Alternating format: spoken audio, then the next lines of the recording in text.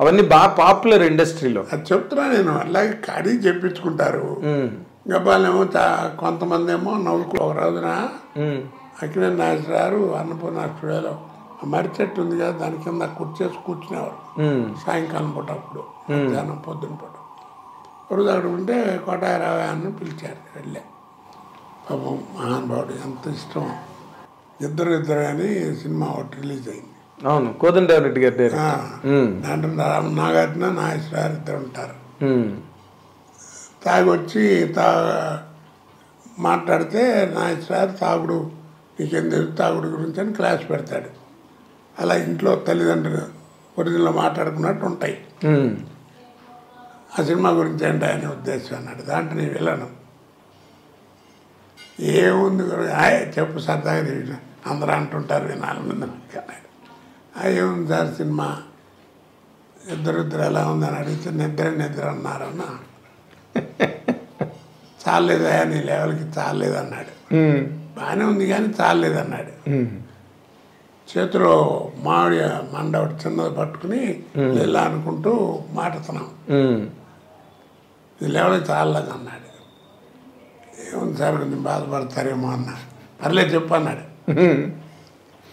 ఏం లేదండి, తాగొచ్చి మీతో మాట్లాడుతుంటాడు కదా, మీ ముందు ఎవడన్నా తాగుడు యాక్షన్ చేస్తే ఎవడన్నా నవ్వుతారు, మీరు ఎంత పాపులర్ ఇలాగే మాట్లాడి లెక్కరికి లిక్యూరికి తేడా తెలుసా అని ఏదో మీటింగ్ పెడతాడు ఆయన. ఇంటర్వ్యూలు అందరూ వెళ్ళిపోతున్నారండి. వెళ్ళిపోతున్నారు ఏంటి, సినిమా వాళ్ళది అది కదండి, వాళ్ళిద్దరూ ఏదో father and Sons family affairs మాట్లాడుకున్నారు, మనం వినటం బాగుండదని వచ్చేస్తున్నాం అన్నారు. అన్నా ఆ చిన్న మామిడి మనకి పేర్లు కొట్టివేదా బయలు చెప్పా నవ్వుకున్నాడు. అలాగే చిరంజీవి గారు కూడా అలాగే ఎందుకంటే చెప్పేది నాగేశ్వరరావు ఒక ఫంక్షన్లో బ్రహ్మానందం గారు కూడా ఉన్నారు. బ్రహ్మానందం గారు ఫంక్షన్ అది, ఆయనకి అభినందన లేదు. నాగేశ్వరరావు పెద్ద ఆయన చీఫ్ గెస్ట్ ఏదో మాట్లాడుతున్నా ఎప్పుడు వెళ్ళలేదు. నాకు పద్మశ్రీ వచ్చినంత ఆనందం వేసింది ఆ రోజు, ఇప్పుడు కొన్నేళ్ల క్రితం. ఇక కోట గురించి ఏం చెప్తాం, బ్రహ్మానందం గారి గురించి కస్తూరి శివరాజు నుంచి అందరితో చూశాను బ్రహ్మానందం గారి దాకా. అని ఆయన బ్రహ్మానందం గురించి మంచిగా చెప్పడం మొదలెట్టాడు. అయిపోయిన తర్వాత పక్కనే ఉన్నాడు, ఈ కోట గురించి ఏం చెప్పాలి, ఒకటే ఒక మాట అండి, నో రీప్లేస్మెంట్ ఫర్ హిమ్ అన్నాడు. అంతకంటే ఏం కావాలి చెప్పండి. అలాంటి మహానటుడు ఆ మాట అన్నా అంటే, అక్కినేని నాగేశ్వరరావు అంతటి మహానటుడు, నో రీప్లేస్మెంట్ ఫర్ హిమ్ అన్నాడు. మీరు కూడా అలాగే ఫీల్ అవుతారండి? నేను చెప్పాను కదండి, మీకు తెలియదు మీ గురించి యథార్థంగా భగవంతుడు సాక్షిగా అండి. ఇంతకంటే ఇక అబద్ధం ఆడినా కానీ పాపమే అది. అదేలేండి. నేను ఎప్పుడు వాళ్ళ క్యారెక్టర్ బాగుందని 10 మంది చెప్తే ఓహో అక్కడ అన్నీ ఎప్పుడు చూసినప్పుడు ఓ సీన్ బాగా చేశానే అని అనుకుంటాను తప్ప, నా అంత నటుడు లేడు, లేకపోతే నేను గొప్ప నటుండి చస్తే మీరు నమ్మండి నా మనసులోకి రాదు అది. అదేలేండి. అదే అందుకే మీరు ఇంత కెరీర్ ఇంతకాలం కొనసాగి ఏదైనా అనండి మీరు నిజం చెప్పాను. అదే ఆ తర్వాత మిమ్మల్ని చిరంజీవి గారు కూడా అడిగారు కదా, ఏదో నా మీద ఏదో జోక్ వేసావంటే చెప్పు నువ్వని. ఆయన మీద ఏం జోక్? స్టోర్పురం పోలీస్ స్టేషన్ మీద. అదే 2 వరస్టపురం పోలీస్ స్టేషన్ అన్నాను. అది కేఎస్ రామారావుతోనే అన్నాను. ఆయన కూడా దాకా ఇద్దరు ఉన్నాను విన్నారు. స్టోర్పురం పోలీస్ స్టేషన్ ఎట్ట ఉంది అంటే 2 వరస్టపురం పోలీస్ స్టేషన్ అంటాను. సరే నవ్వుకుంటారు కదా. అంతే అంతే నవ్వు. ఇప్పుడు ధైర్యం కూడా ఉండాలి ఆ మాట చెప్పడానికి.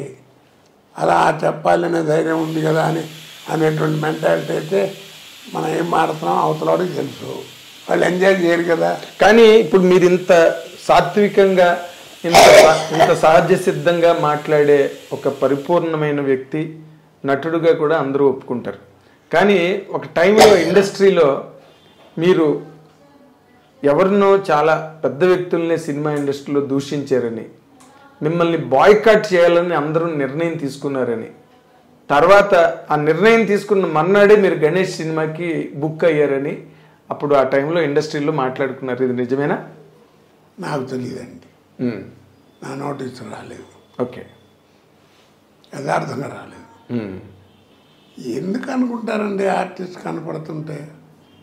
మీరు మంచి ఆర్టిస్టు, మీరు చేస్తేనే బాగుంటుంది అనుకుంటే రామారావు ఇప్పుడు రావు గోపాలరావును రామలింగ గారు అలవాట్లు తెలియవా? వాళ్ళు ఎంత జాగ్రత్తగా రాఘవేంద్ర గారు వాడేవారు షూటింగ్లో, ఏమంటారు? అవును. మరి శాటిలైట్ చేస్తే మూడు పోద్ది. అలాగా ఎందులేప అంటున్నట్టు అదేలేండి. అవసరం ఉండొచ్చు. ఇప్పుడు తర్వాత ఏమో నా బిహేవియర్ అలా ఉందేమో, ఏం చెప్పగలను. అదే అప్పుడు బాగా చాలా హాట్ టాపిక్ నడిచింది. చాలా విన్నానండి నేను నా గురించి. ఏమిటి విన్నారు ఒక్కటి చెప్పండి. అతి వరస్ట్. ఇందాక మీరు అన్నట్టుగా బాగా తాగుతాడు, బాగా తిరుగుతాడు. అదే ఉందిలేండి, కామన్ సినిమా యాక్టర్స్కి ఊరికే కూడా అంటారు ఆ మాటలు, కానీ అది పెద్ద నాకు అంతకంటే నా మీద ఓకే. ఏదో ఉన్నమాట మొహం మీద మాడతాడు, వెనక ముందు చూసుకోడు, ఆయన చెప్పదలుచుకుని చెప్తాడు, ఇవే తప్ప. అదేలేండి. అయితే మీరు ఒక స్టేట్ బ్యాంక్ ఎంప్లాయీగా కనుక ఉంటే మీరు ఇంత సంపాదించలేకపోయేవారు, ఇంత పేరు ప్రతిష్టలు వచ్చేవి కావు. మీరు రెమ్యూనరేషన్ విషయంలో ఎప్పుడైనా ఇండస్ట్రీలో డిమాండ్ చేయడం, దానివల్ల అవతల వాళ్ళు ఇబ్బంది పడడం అలాంటివి ఏమైనా జరిగాయండి? మీరు ఎప్పుడన్నా విన్నారా? అసలు వినలేదు కాబట్టి అడిగాను. అడగలేదు కాబట్టి మీరు అడిగారు నన్ను. ఎప్పుడు డబ్బు ఇస్తే కానీ డబ్బింగ్ చెప్తాను, నాకు ఇంత ఇస్తే కానీ చేయను చెప్పమని నన్ను ఎవరన్నా. సమ్మర్ వచ్చినప్పుడు మా ఆవిడ కరెంట్ లేకపోతే 4 చెక్కులు తీసి చేతికి ఇచ్చేది, విసురుకోండని, బౌన్స్ అని చెక్కులు. చెప్తున్నా అన్నీ నాకు ఇప్పుడు కనుక తలుచుకుంటే ఆ రోజుల్లో ఉన్న మనీ వాల్యూకి కనీసం నాకు ఒక 30 lakhs దాకా రావాల్సి ఉంటుందండి. ఆ రోజు డినామినేషన్ వాల్యూ ప్రకారం అంటే ఇప్పుడు ఎంత అండి? ఏమో ఎంత ఉంటుందో, 3 crores ఉండొచ్చు. 10 రెట్లనే ఎక్కువ ఉంటుంది మినిమం. బాగా చాలామంది అండి. సార్ మీ కెరీర్లో ఒక 3 కోట్లు నష్టపోయారు అనమాట మీరు. ఏమండి అది పట్టించుకోలేదు కాబట్టి భగవంతుడు ఈ లైఫ్ ఇచ్చాడేమో. అదేలేండి. అయితే ఓకే, మీరు 30 లక్షలు చెక్కులు ఇచ్చి విసనకర్ర విసురుకోమని చెప్పేవారు ఆవిడని అన్నారు. కానీ మీరు బాగా సక్సెస్ అయ్యి ఆర్థికంగా బాగా నిలదొక్కున్న తర్వాత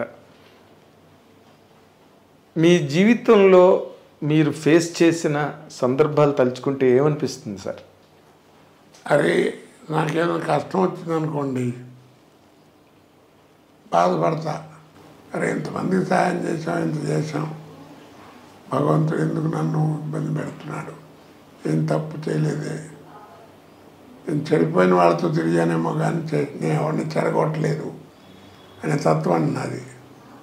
నా బిహేవియర్ కూడా అలాగే ఉంటుంది. ఎంతమందికి నా ఫ్యామిలీ లైఫ్లో కానీ నా ఫ్యామిలీ మెంబర్స్కి కానీ ఇన్ని lakhs of rupees ఖర్చు పెట్టాను. అది అంటే భగవంతుడు ఇవ్వబట్టి మనం ఖర్చు పెట్టామనుకో, ఖర్చు పెట్టాలని మనసు ఉండాలిగా. ఇచ్చినంత మాత్రం ఖర్చు పెట్టాలని లేదు కదా. చెప్తున్నా నేను. అలాగా జీవితం అంటుంటే మా ఫ్రెండ్ ఒకరు వచ్చి టెన్షన్గా ఉందిరా జీవితం అంటే ఏమిటో అని, అంటే జీవితం అంటూనే టెన్షన్ పడతా ఎందుకు అన్న, అదేంటన్నాడు. దాంట్లోనే అర్థం ఉందన్న, జీవితం అనే పదంలోనే అర్థం కూడా ఉందన్నాడు. అదేంటన్నాడు, రాయి తెలుస్తుందన్న, రాశాడు జీవితం అని, చివరికి ఏముందన్న 0 ఉందన్నాడు. అదేరా జీవితం, పిచ్చి ఉన్నాడు జీవితం అంటే చివరికి శూన్యం. పెద్దలు మహానుభావులు పోతే పూర్ణం అంటారు, నాలంటే ఆ ప్రగుడు పోతే 0 అంటారు. తేడా లైఫ్ చివరికి అందరం చేతులు కడుక్కుని పోవాల్సిందే. అంటే ఇప్పుడు మళ్ళీ మీరే అంత బాధ్యతగా మీరే అన్నీ చూసుకోవాల్సి వస్తుంది, మీరే దగ్గరుండి అన్నీ చేసుకోవాల్సి వస్తుంది కదా ఈ ఏజ్లో, ఈ హెల్త్ కండిషన్స్లో. ఏంటి ఈ పదం? నార్మల్గా ఇంటి వ్యవహారాలు అవి నేనేం పెద్ద చూసేది లేని, పిల్లలు పెద్దవాళ్ళు అయ్యారు, వాళ్ళు చదువుకుంటున్నారు. నా అదృష్టం బాగుండి మంచి కోడలు. ఈ కోడల గురించి నేను చెప్పాలంటే అంతకంటే మంచి మాట లేదు. మంచి కోడలు దొరికింది, నాకు ఏ ప్రాబ్లం లేదు, చక్కగా చదువుకుంది. పిల్లలు మెరిటోరియస్గా చదువుతారు. దానికి కారణం నాకేమీ తెలియదు, నేను కానీ మా ఆవిడ కానీ కాదు, అంతా అమ్మాయే. చక్కగా పిల్లల్ని చదివించుకోవడం చేయటం అన్నీ అదొక అదృష్టం. లేకపోతే ఇదంతా ఎట్లా ఉంటుంది కదా మరి. సో ఆవిడ సముద్రాలు అన్నీ జాగ్రత్తగా ప్లాన్ చేసుకుని ప్లానే ఉంది. బయటికి ఏం ఊరికి ఎక్కడ పడితే అక్కడికి మాట్లాడటం చేయటం ఉండదు. అవును. తన పని తను దాని ఏదన్నా నాకు తెలియదు, అడుగుతాను అమ్మాయి చూడని, చూస్తారు, చెప్తారు, అయిపోద్ది.